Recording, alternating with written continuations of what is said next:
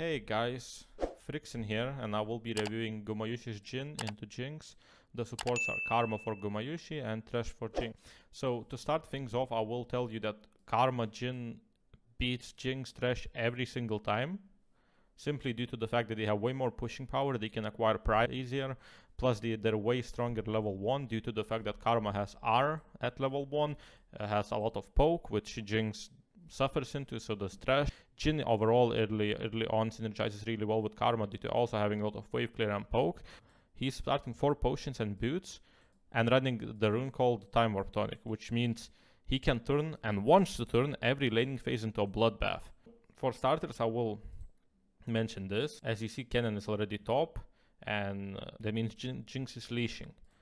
Nidalee is starting top, which means she's going to be moving towards bot side, and the enemy jungler is going to be moving towards top side, which is really good for us because, well, Jinx leashing and us having control on level 1 on the wave already puts a favorable matchup into basically an unlosable position if you play it right.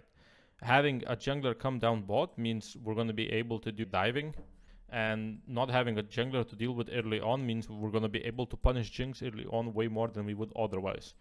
So we get to the wave level 1 and see what he does here. So as you see, he's not hitting the minions. He hits it once to proc his fleet footwork.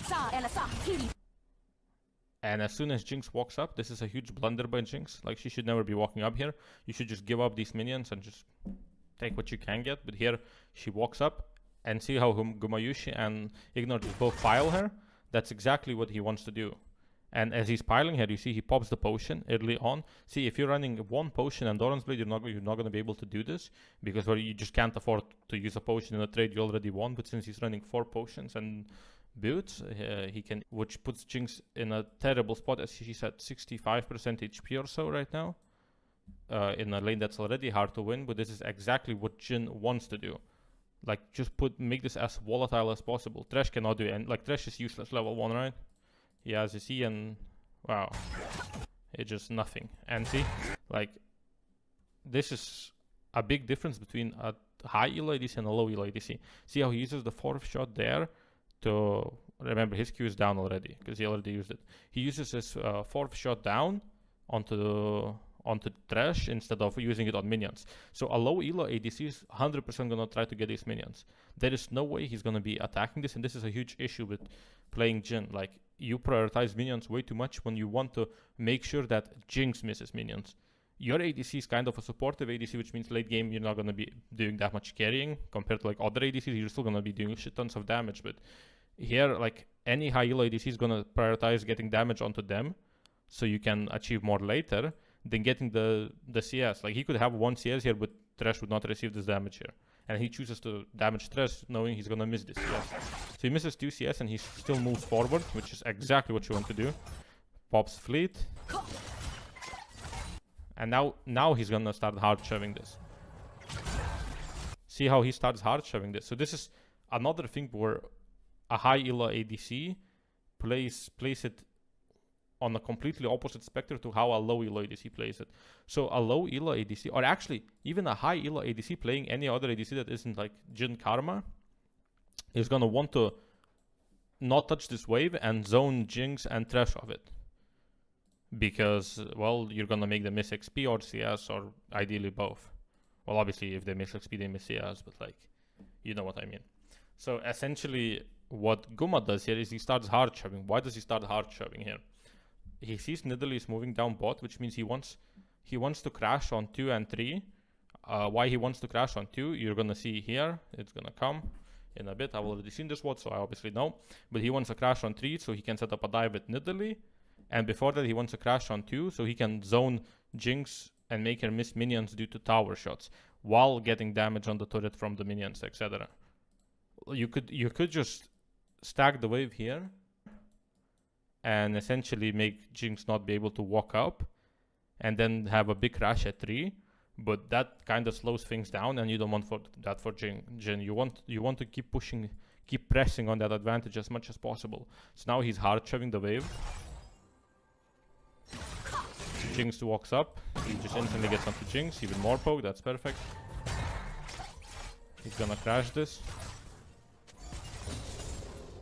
And see, this is important. So it crashes, and now what a low elo ADC does, he stands here, and when she goes for CS, he like W's her, or tries to, I don't know, tries to Q it, or like tries to get trash when he gets into melee range. But what a high elo ADC does, or in this case Gumayusi, he walks up and just threatens them. So this is his auto attack range right now. And because he's level 2, they're level 1, obviously they're much in a much stronger position than Jinx is.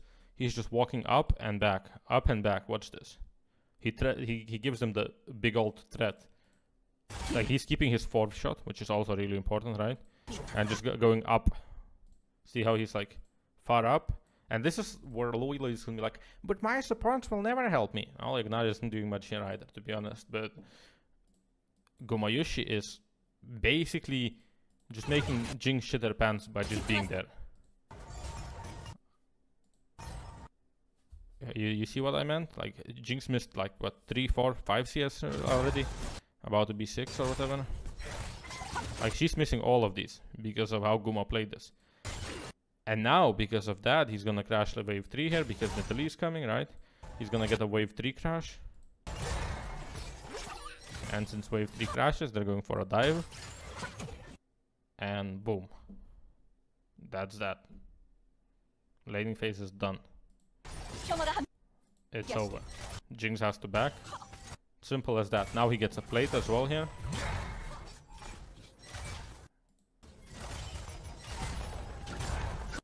Jinx is gonna miss this.